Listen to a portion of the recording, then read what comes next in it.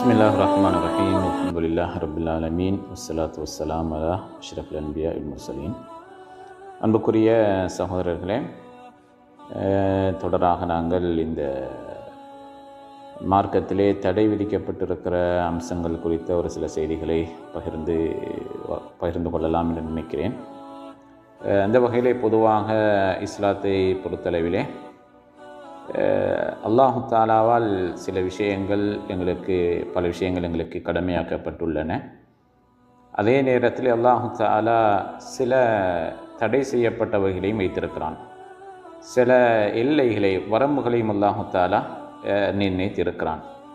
எனவே அந்த எல்லைகளாக, வரம்புகளாக இட்டிருக்கின்றவைகளை நாங்கள் ஒரு முஸ்லீம் என்கிற அடிப்படையிலே எந்த சந்தர்ப்பத்திலும் நாங்கள் மீறிவிடக்கூடாது என்பதை நாங்கள் கவனத்தில் கொள்ள கடமைப்பட்டிருக்கிறோம். அத்தோடு பொதுவாக